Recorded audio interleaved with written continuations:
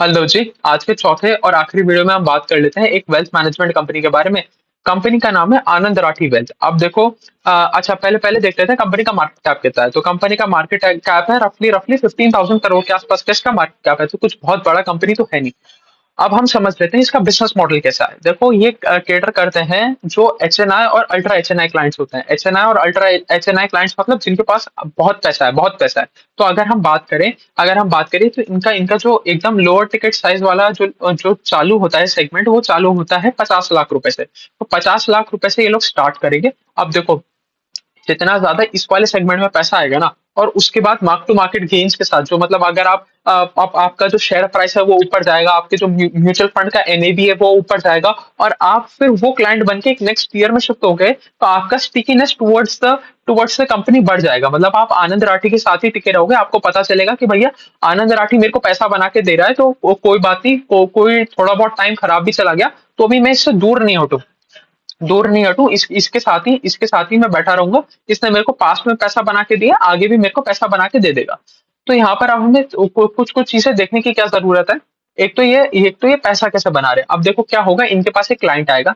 ये क्लाइंट आएगा और इनका एक एक सिंपल सा मैटर है। ये कहते हैं कि हम अपना क्लाइंट लेके आना चाह रहे हैं, करीबन करीबन करीबन करीबन 5 करोड़ से 50 करोड़ तक हम अपना मेजोरिटी क्लाइंट लेके आना चाह रहे हैं। और अगर उससे नीचे का क्लाइंट आता है तो और भी बेहतरीन बात है। देखो, अभी हमारा टारगेट है 5 से 50 करोड़ के बीच में क्लाइंट लाने का। अगर अभी भी मैं बात करूं तो करीबन करीबन 52% इनका क्लाइंट आता ही उस वाली ब्रैकेट में से है, जो 5 करोड़ से 50 करोड़ की नेटवर्क लेके बैठा हुआ है। उससे नीचे वाला सेगमेंट है 50 लाख से 5 करोड़ वाला, और उससे ऊपर वाला सेगमेंट है 50 करोड़ से ऊपर वाला। वहां पर कॉन्सेंट्रेशन कम है। 50 करोड़ से ऊपर वाले 25% ही क्लाइंट है, और बचे हुए जो क्लाइंट है वो 22-23% क्लाइंट है हमारे 5 लाख से 5 करोड़ वाले सेगमेंट में। तो अब ये उस सेगमेंट को टारगेट करते हैं जिनके पास बहुत पैसा है, जो कंपैरेटिवली अमीर लोग हैं, एचएनआईज हैं, उनको टारगेट कर रहे हैं। अब क्या करते हैं, आप ये एचएनआई को अपने पास बुलाते हैं, मतलब अपने अपनी कंपनी में ऑनबोर्ड करते हैं, और उसके बाद अपनी पूरी की पूरी रिसर्च रिपोर्ट उनके साथ शेयर करते हैं। अब ये कहते हैं कि भाई, हमने हमने लंबी चौड़ी पूरी स्टडी करी, हमने रिसर्च एनालिस्ट बिठाया, हमने सारा काम किया। देखो, इसी चीज से हमें पता चल जाता है कि इनका बिल्कुल एसेट लाइट बिजनेस मॉडल है, कि आपको कोई जाके हर जगह ब्रांचेस नहीं खोलनी, कोई अपना ब्रांच नेटवर्क एक्सपांड नहीं करना, आपको सिर्फ अपने डिस्ट्रीब्यूशन बनाना है। आपका जितना अच्छा डिस्ट्रीब्यूशन बनता जाएगा, आपका वर्ड ऑफ माउथ से भी यहाँ पर बहुत सारा काम होगा, क्योंकि आप एचएनआई कैटेगरी में काम कर रहे हो। तो एचएनआई, एक अमीर आदमी दूसरे अमीर आदमी को बोलेगा कि भैया मेरा आनंद राठी में बहुत बढ़िया काम चल रहा है, तो उठा के दूसरा आदमी भी आनंद राठी में पैसा डाल देगा। तो जितना अच्छे आप रिलेशनशिप मेंटेन कर पाओगे, उतना ज्यादा आपके लिए बेनिफिशियल रहेगा। तो अब थोड़ा सा वापस आ जाते हैं बिजनेस मॉडल में। बिजनेस मॉडल कैसे चल रहा है। तो ये कहते हैं कि भाई देखो, हमने आपके लिए एक पीछे रिसर्च एनालिस्ट बिठाया, उससे हमने पूरी की पूरी फंड्स की रिसर्च करवाई, सारे के सारे म्यूचुअल फंड्स की रिसर्च करवाई, और हमें पता चला कि आपके लिए सबसे बेस्ट है, आपकी उम्र 40 साल की है, तो आप एक काम करो, 25% डाल दो डेट फंड में, आप 50% डाल दो इक्विटी फंड में, 25% आप रख लो लिक्विड लिक्विड फंड्स में।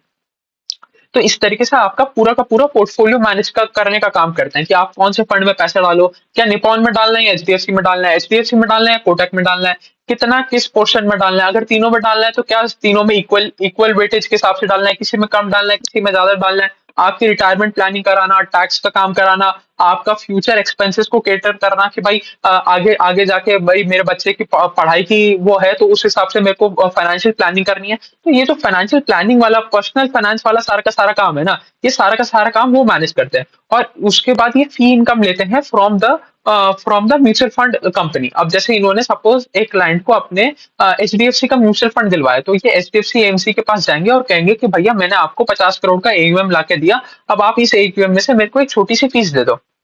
तो इनका इनका बेसिकली फीस आता है, जितना ज्यादा एयूएम रहेगा उतना ज्यादा इनके पास इनकम आएगा। तो हमें सबसे पहली चीज क्या देखनी है कि भैया एयूएम ग्रोथ कितना आ रहा है। तो क्योंकि जितना ज्यादा एयूएम बढ़ता रहेगा उतना ज्यादा इनको इनको पैसा मिलता रहेगा। दूसरी चीज हमें क्या देखना है, क्या ये एयूएम एक्सिस्टिंग क्लाइंट से आ रहा है, कि पहले वो क्लाइंट 50 करोड़ डाल के बैठा था, उसने और 50 करोड़ डाल दिया, फिर वापस 50 करोड़ डाल दिया, फिर वापस 50 करोड़ डाल दिया। तो क्या जो एक्सिस्टिंग क्लाइंट है वही पैसा ऐड करते जा रहे हैं, या ये जो एयूएम ग्रोथ आ रहा है ये नए नए क्लाइंट से भी आ रहा है। क्योंकि अगर एक ही क्लाइंट और भी ज्यादा पैसा डालता जाएगा, तो आपका dependence on that client would be very much. तो वो थोड़ा सा रिस्की हो सकता है, क्योंकि जिस दिन उसने रिडम्पशन डाल दिया तो आपका आपका एयूएम एकदम से काफी ज्यादा डाउन आ जाएगा। तो हमें ये चीज भी देखनी है कि टॉप 5 टॉप 10 क्लाइंट्स का कॉन्सेंट्रेशन कहीं ज्यादा ना हो जाए। और उसको पता लगाने का सबसे आसान तरीका यही है कि जितना एयूएम ग्रोथ आ रहा है, क्या उसके आसपास का भी, या अच्छी रेट पे आपका क्या क्लाइंट का ग्रोथ आ रहा है क्या। तीसरी चीज हमें ये देखना है कि कहीं रिलेशनशिप मैनेजर में आइटरेशन ना हो जाए। अब देखो क्या होता है, जब आपका कोई क्लाइंट आपके पास आता है, तब तो वो आपके नाम पे आता है, तब तो वो आनंद राठी के नाम पे आता है। बट जब वो आपके साथ रहता है, वो सपोज 5 साल वो आपके साथ रहा, और 5 साल आपका आपका रिलेशनशिप मैनेजर उसको मैनेज कर रहा है, उसी क्लाइंट को। सपोज मैं एक रिलेशनशिप मैनेजर हूँ, और मैं आनंद राठी के लिए काम करता हूँ, और मेरे पास 50 क्लाइंट्स हैं। तो मैं 50 क्लाइंट से डायरेक्ट इन टच में हूँ।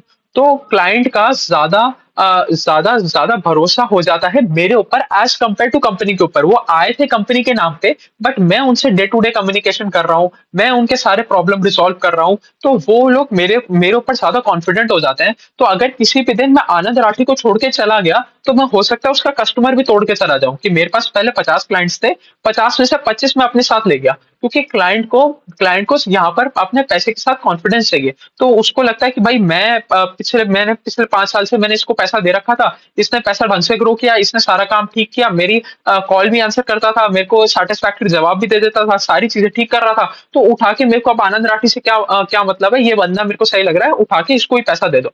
तो आनंद राठी का क्लाइंट टूट जाता है। तो आनंद राठी लेके अपने ब्रांड नेम का आया था, बट उसका जो रिलेशनशिप मैनेजर है, जब उसको छोड़ के गया, तो कुछ उसका क्लाइंट भी ले गया।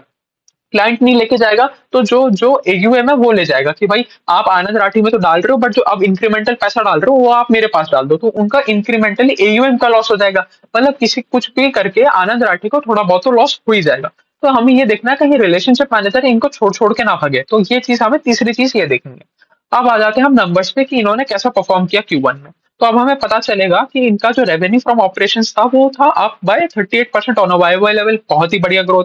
24% on a quarter on quarter level, ये भी बहुत बढ़िया ग्रोथ, कहीं दिक्कत नहीं है। पैट बढ़ा 38% ऑन अ वाई लेवल, बहुत बढ़िया। और अप था बाय 29% ऑन क्वार्टर लेवल, तो ये तो बहुत ही बेहतरीन चीज है, इसमें कोई दिक्कत वाली बात ही नहीं है। अब जब आपका पैट बढ़ रहा है बाय 29% ऑन क्वार्टर लेवल, तो आपका आरओई तो ऊपर जाएगा ही जाएगा ना, क्योंकि RO is a function of ROA into leverage. तो ROE is ROA into leverage. तो अगर आपका ROA ऊपर जाएगा, तो आपका ROE is bound to go up.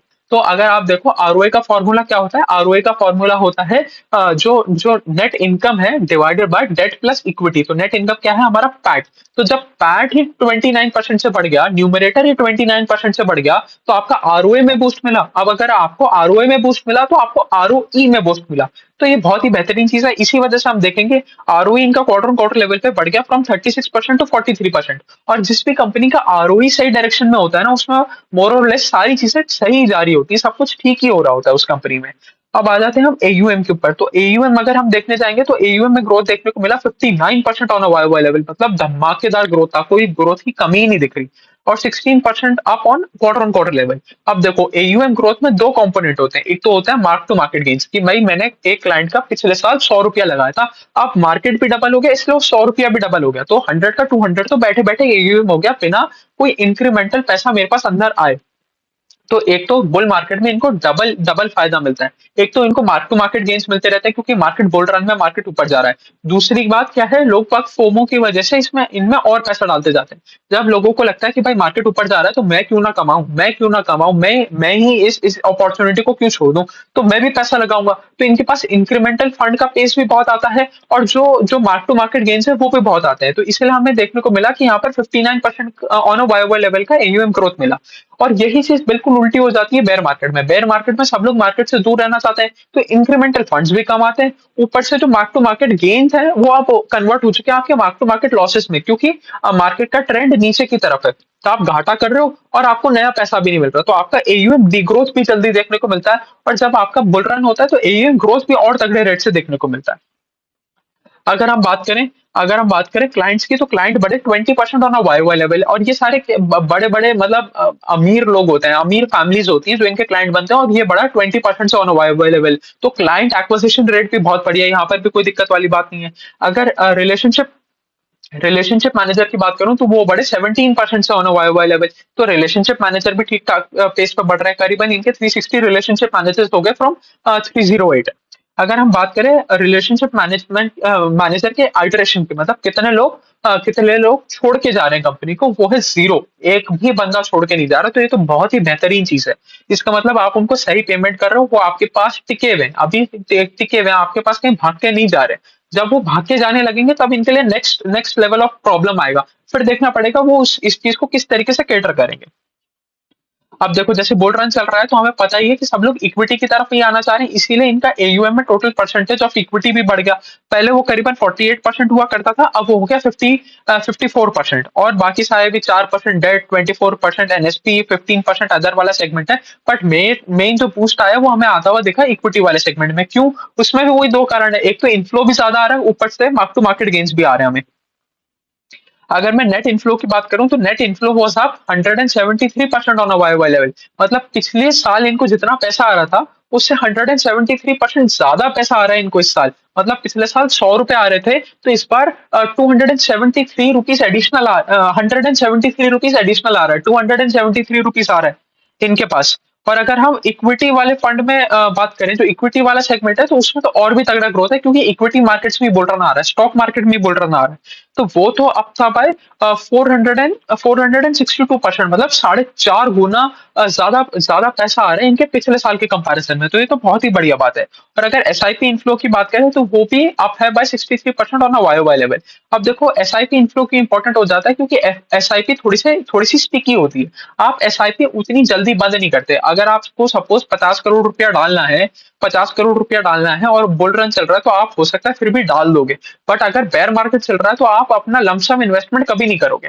But अगर आपकी एसआईपी चल रही है सपोज 1 लाख रुपए की, क्योंकि हम एचएनआई की बात कर रहे हैं, आपकी मंथली 1 लाख रुपए की एसआईपी या 5 लाख रुपए की एसआईपी चल रही है, तो आप एसआईपी कंटिन्यू रखोगे कि भाई ठीक है, जाने दो, कोई बात नहीं, मैं नीचे लेवल पे एवरेज करता हुआ जाऊंगा, क्योंकि SIP is always a long term plan. तो इसीलिए इसीलिए एसआईपी थोड़ी सी स्टिकी होती है, और इसीलिए जब खराब समय आता है, तो एक एक एक वेल्थ मैनेजमेंट कंपनी के लिए एसआईपी बहुत इंपॉर्टेंट हो जाती है, क्योंकि वो जनरली इतनी इतनी तेजी से बंद नहीं होती, उनका इन्फ्लो आना इतना तेजी से बंद नहीं होता, वो फिर भी कंटिन्यूसली आती रहती है। अगर मैं बात करूं, इन्होंने इन्होंने एक नया डिवीजन भी खोला, जिसमें ये एफ्लुएंट क्लास को केटर करने की बात कर रहे हैं। एफ्लुएंट क्लास मतलब 10 लाख से लेके 5 करोड़ तक की, उनको भी केटर करने का सोच रहे हैं। उनके लिए भी ये प्रोडक्ट्स लेके आ रहे हैं। उनके लिए भी भाई इनका काम तो क्या है, सारे म्यूचुअल फंड को एनालाइज करके एक कस्टमर को बताना कि भैया आप इस वाले फंड में इस प्रपोर्शन में एंटर करोगे, या इस प्रपोर्शन में खरीदोगे, तो आपके लिए बेनिफिट रहेगा, आपके जो लॉन्ग टर्म गोल्स है उनके लिए बेनिफिशियल रहेगा। तो ये इनका काम है। तो ये अब वो छोटे छोटे टिकट साइज वाले सेगमेंट में भी घुस रहा है। अगर मैं इस सेगमेंट की बात करूं, तो इस सेगमेंट में आया हमें एयूएम ग्रोथ 50% का, क्योंकि बहुत ही छोटा बेस है, तो छोटा बेस है तो 50% का ग्रोथ बहुत ही बेहतरीन बात है, कोई दिक्कत वाली बात नहीं है। और यहाँ पर भी क्लाइंट्स बढ़े by 19% on a Y level. अब इनका एक FY25 का गाइडेंस भी था, जो इन्होंने पहले से दे रखा था, थोड़ी उसकी भी बारे में बात कर लेते हैं।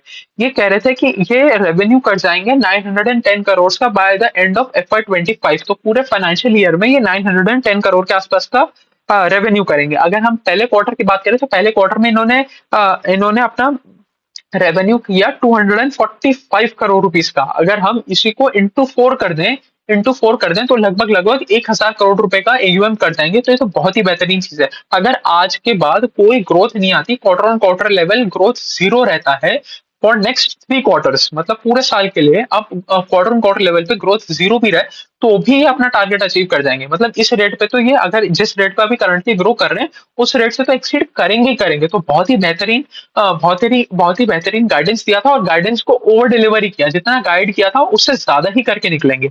अगर हम पैट की बात करें, तो इन्होंने कहा था हम 280 करोड़ रुपीज के आसपास का पैट कर देंगे, और पहले क्वार्टर में 73 करोड़ रुपीज का पैट कर दिया है। तो ये भी बहुत बेहतरीन है, ये भी अपनी गाइडेंस को एक्सीड करता हुआ दिख रहा है। कि आप देखो 73 करोड़ इंटू 4 करोगे, तो रफली रफली 280 करोड़, 292 करोड़ के आसपास का हम पहुंच गए। तो 292 करोड़ तो आपने पहले ही एक्सीड कर दिया, क्वार्टर वन में आपने एक्सपेक्टेशन सेट कर दी कि भाई जो हमने गाइडेंस दिया था हम उससे ऊपर की ग्रोथ रेट डिलीवर करेंगे। और वही इन्होंने अपने एग्वेम का गाइडेंस दिया था 72,000 करोड़ का, और इनका करंटली Q1 में ही 69,000 करोड़ के आसपास का एग्वेम पहुंच गया।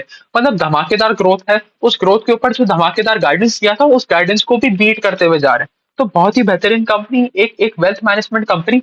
जो अच्छा, एक और चीज समझ लेते हैं, इनका कोई बहुत ज्यादा आप देखोगे कि 500 ब्रांच खोल रहे हैं या 1000 ब्रांच खोल रहे हैं या 10,000 ब्रांच खोल रहे हैं, ऐसा कुछ है ही नहीं। इनका कुल मिला के 17 सिटीज में इनका इनका डिस्ट्रीब्यूशन नेटवर्क फैला हुआ है और ये वहीं से ऑपरेट करते हैं, क्योंकि ये सारा का सारा खेल वही है कि आप वर्ड ऑफ माउथ से एक्सपैंड कर जाओ और आप अपना ऑनलाइन डिस्ट्रीब्यूशन चैनल और बढ़ा लो। तो इनको कोई ये नहीं है कि हर गांव शहर में जाके अपनी ब्रांच खोलेंगे।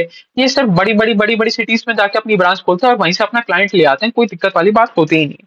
तो बहुत ही केपेक्स लाइट मॉडल हो गया। तो इसमें आपको कोई खर्चा तो पड़ नहीं रहा। आपको रिलेशनशिप मैनेजर को उतना ही फीस देना है। अगर सपोज उसका सैलरी है 50 लाख रुपए साल का, तो 50 लाख रुपए साल में वो 10 क्लाइंट भी मैनेज कर सकता है और 100 क्लाइंट भी मैनेज कर सकता है। उसको कोई दिक्कत ही नहीं पड़ेगा। वो 10 रुपए का एयूएम भी मैनेज कर सकता है और वो 10,000 करोड़ रुपए का भी एयूएम मैनेज कर सकता है। तो उसमें भी कोई दिक्कत नहीं है। तो कोई इंक्रीमेंटल कॉस्ट नहीं आ रहा कि भाई 1,000 करोड़ का एयूएम एडिशनल हो गया तो मेरे को कुछ इंक्रीमेंटल कॉस्ट आए। यहाँ पर ऐसा कुछ भी नहीं है, इसलिए बहुत ही केपेक्स लाइट मॉडल है। तो चलिए, यही थी कहानी आनंद राठी वेल्थ की। आज के लिए अब इतना ही रखते हैं। Thank you.